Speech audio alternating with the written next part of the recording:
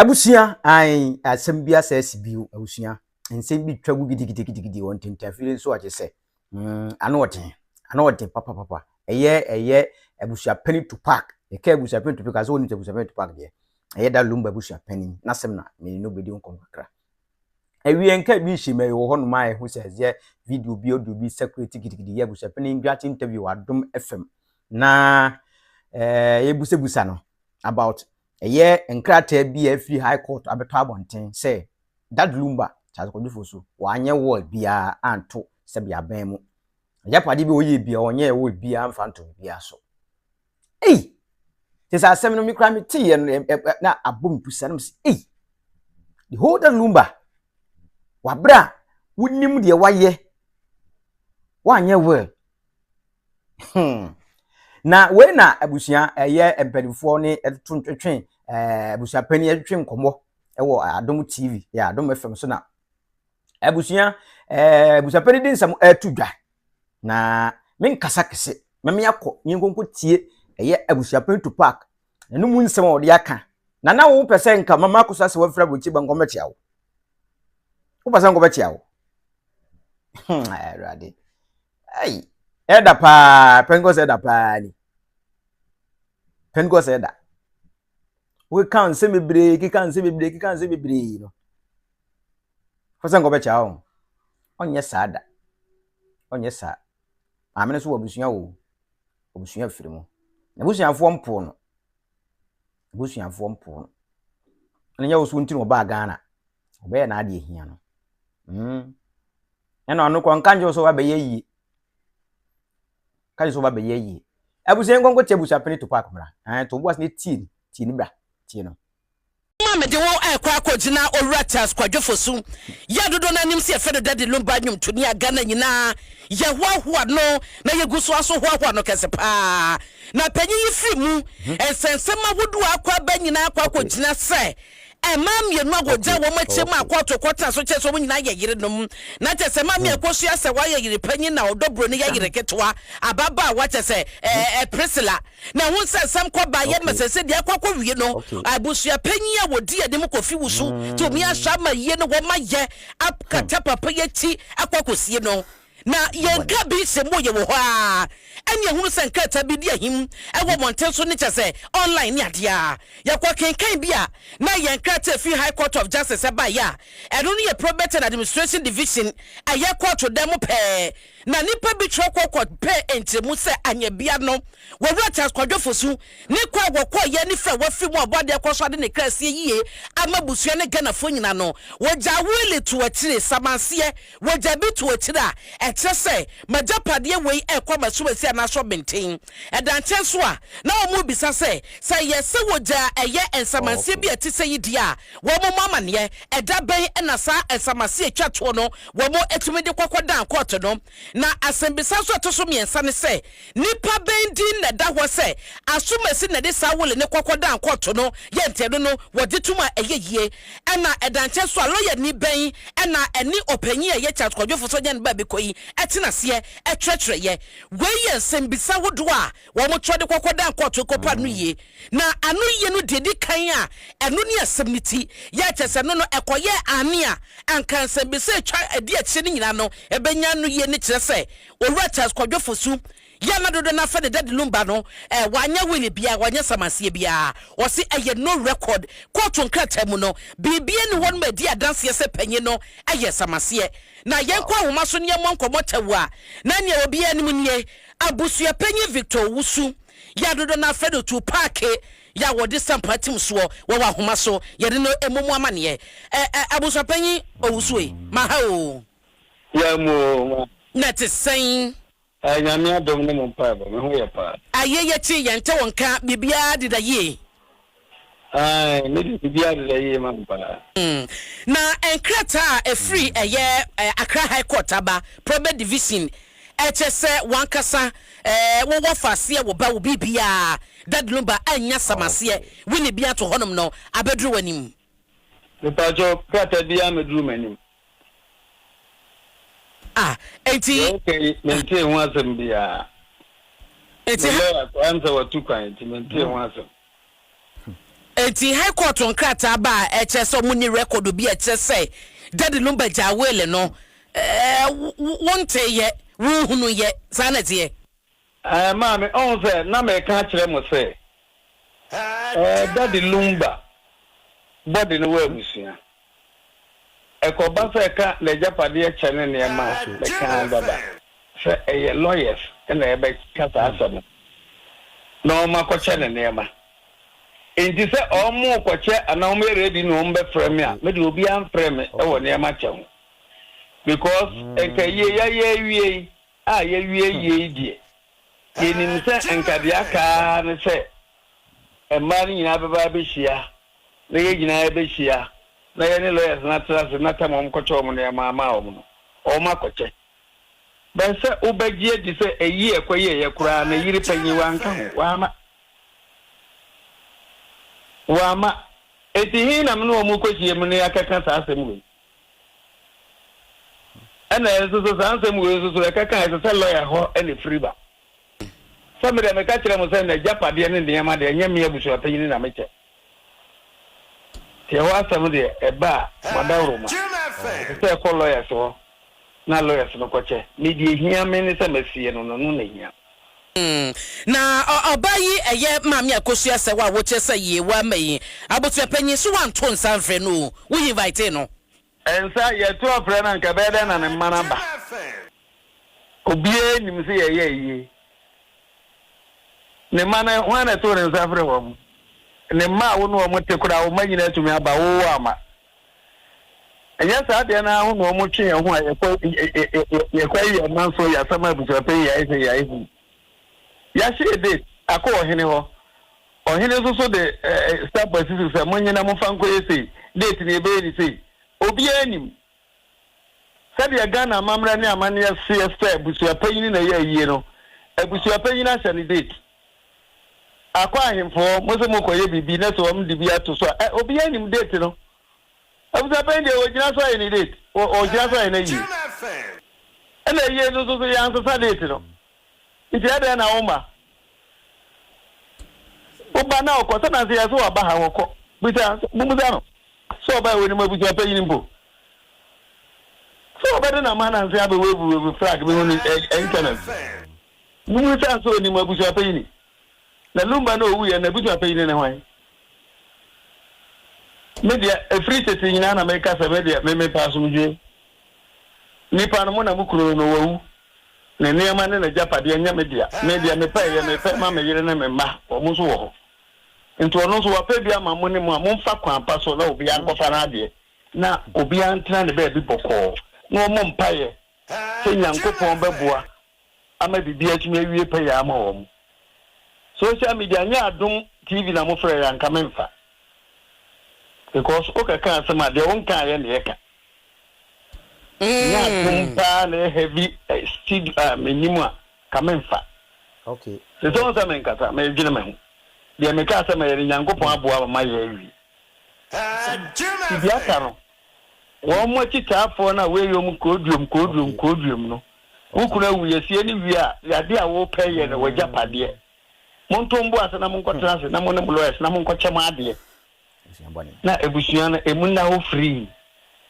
sabi nye kojo fosu nkwa na ye obi a owo Abusua no ma na wo wu a obi wu biem na like my okay Abusua Panin wo kasa mami Akosua Serwaa ba Ghana behim flag ya wa ma ho yi wo oton safre no na wa ma anana ko sa mamem no ba no akasa ba na ase betia wo me pa cho am so to we asantini eyi aba wo ma ba se bia kura na wo yare ana BBC ne si ukwan na se BBC ne si ukwan enti so ba ha sa wo ba chia Abusuafo de a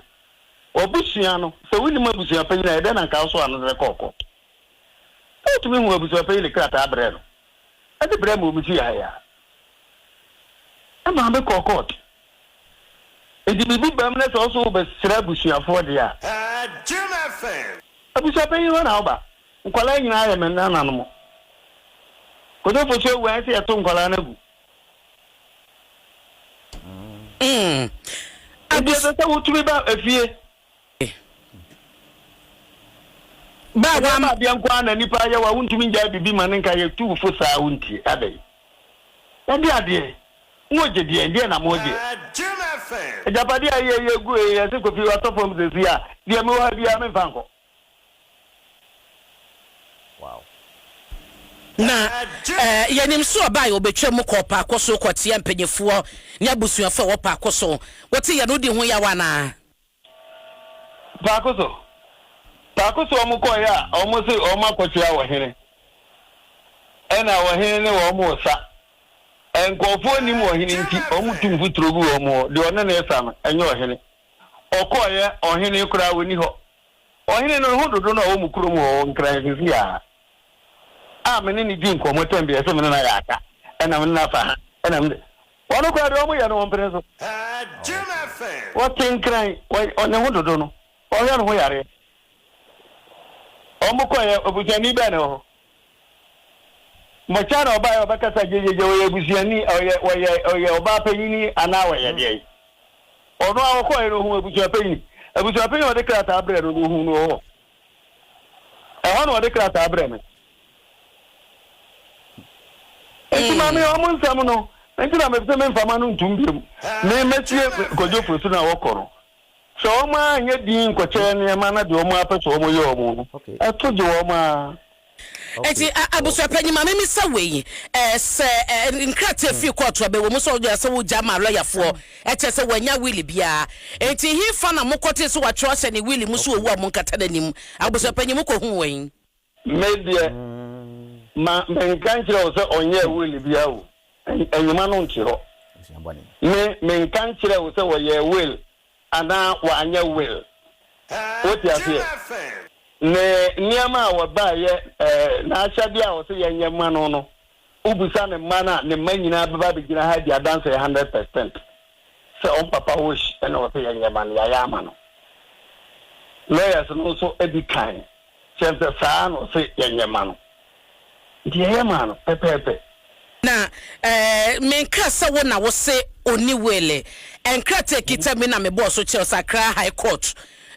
probate division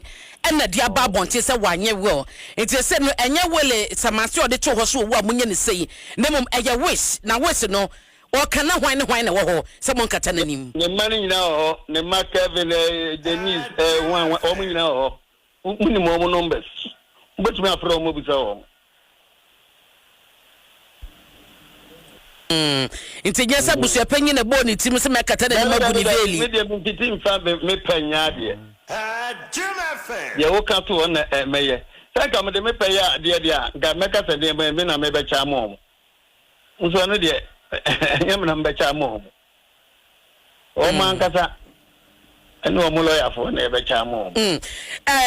amuno so Daddy Lumba mu ba bia osie ye maami Akosua Serwaa so wonim wono ankwasa ne nua baayi nso so wono so wonim enti se no wakokire wo mu ba bia wodi na mu ne kose ya na maami de baby a wuti ya wo frɛ mi sa wo hwehwɛ me wo frɛ me wo hwehwɛ me ne makasa sesi asa wo frɛ me na beje wo so ene wo hu me na no me kasa na ntesa etisa na se wo firi baby ba na nipa na eso ko hwehwɛ no na adekoro na wo pɛ no wan hwehwɛ no wo hu na wo bɛda hwehwɛ na bana akɔkyerɛ de wo pɛ ko kɔkyerɛ nti kosi so mo be frɛ wo de wo nkɔkyerɛ wo oh mama na de me ne na me wajuma bebre ihe o me ne na na me ko na me kɔkyerɛ wo se bra me kɔkyerɛ wo se bra me kɔkyerɛ wo se kojo fosu eyi ewe a ye ko ye ne sai mu nyina mu tin social media say mo se ye ko stie na mo kwa ko tufu no ana wa ande wan me too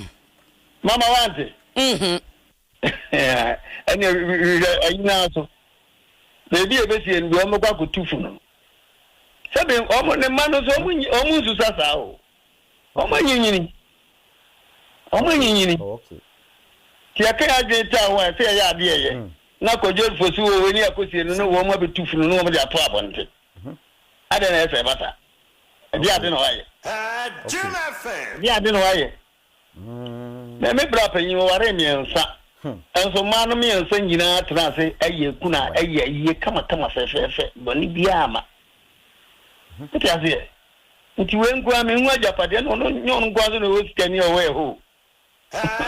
No le sikani we abusiamu. Abusua Panin sasam na wotie ne tie edi Str0ng to do ba bia wo sepa dia wo nkyere wo sa na tie.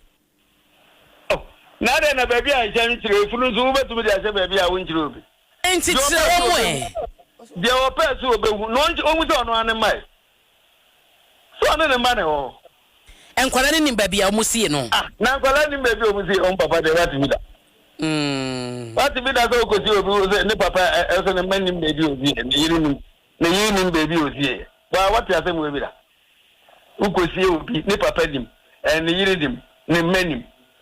Na what na ko che. Abusua Panin ayeyi enye mame Akosua Serwaa kwa na mame sembe sam di betwa to se wo mu se date so mo basan ayaye ne biem dia na aka fa ho. Akosua Serwaa wa yayire. Asante amamre ne amane wa yayire. Ejo mo ta kire yo se ye be ye.